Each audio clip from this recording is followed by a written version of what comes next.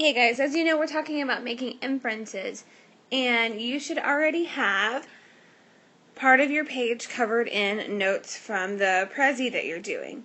But I want you to actually draw an anchor chart for making an inference. So, either on the page next to the page that you're writing on, or on the same page, I'm fine with either, you're first and foremost going to draw you. It doesn't have to be huge, and it doesn't have to be pretty, and yes, it can be like a stick man. However, I'm going to just draw a quick person right here. That would be hair. There's an ear, a nose. Now, I'm not an artist, never said I was, which means none of our stuff has to be perfect at all. But here's a person sitting at a desk in school, just like you. He kind of has a funny shaped head, but that's okay. We won't hold it against him. I'm actually going to frost his hair. And maybe give him some green eyes. Okay. So, here's our person sitting in class, and what has to happen whenever we make an inference? Well, your teacher or someone, the author perhaps, of the book that you're reading. By the way, here's your book. Yours doesn't have to be as detailed as mine is, but this is a book, guys. Here's your book. Okay, so you're going to use text clues, right? You just went over text clues. You can use dialogue, like what the characters say. You can use setting, plot, point of view, any of those things that come from the text. And what has to happen is this is what you're being told by the author, teacher, whatever, has to come over here. And you also have to use your experiences, or what you already know, and that is called your background knowledge. Background knowledge. And there's actually a word for your background knowledge, and that is schema.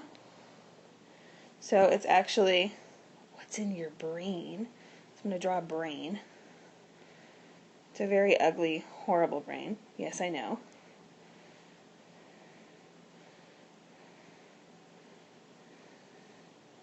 And there's the boom, but we all have one. And just to make everything look just a little bit better, I'm actually going to go, okay, here's brain, there's the middle part. So that is a brain. The things you know. That's what you know. Those things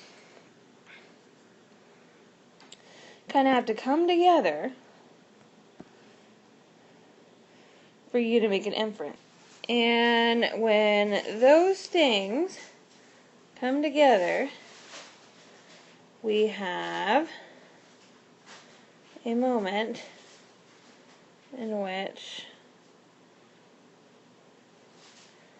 our light bulb goes off, and that light bulb is our inference. I'm actually going to draw one real quick, kind of cleaned up for you on the next page so you can copy this down in your notebook.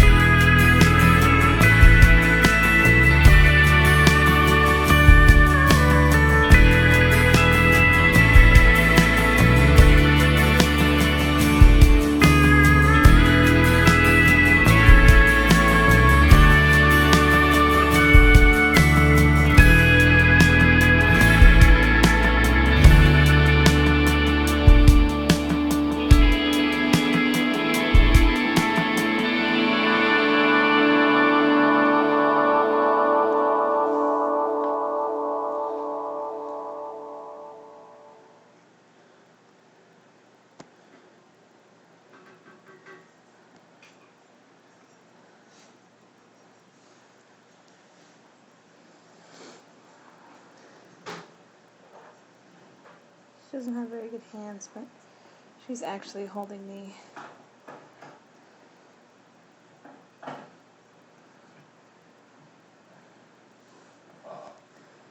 book, and that is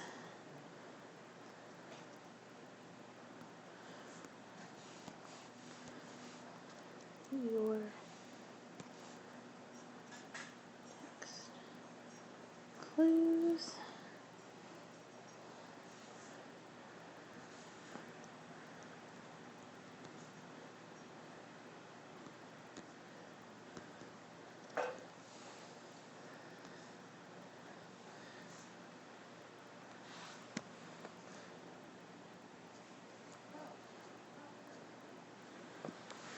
And then we have our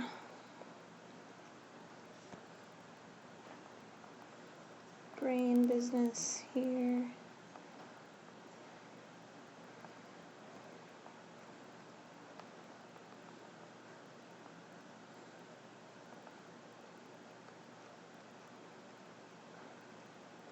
And inside of our brain is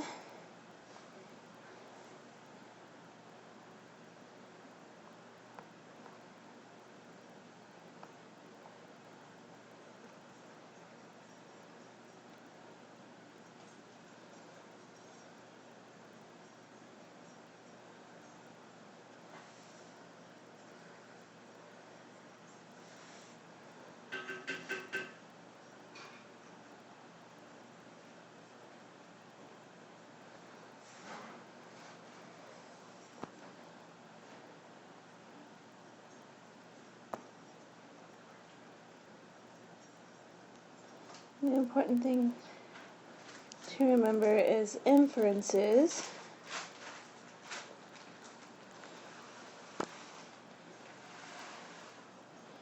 Inferences happen when your schema and your text clues, or what you're being told by the author, come together and you figure out something that wasn't explicitly said.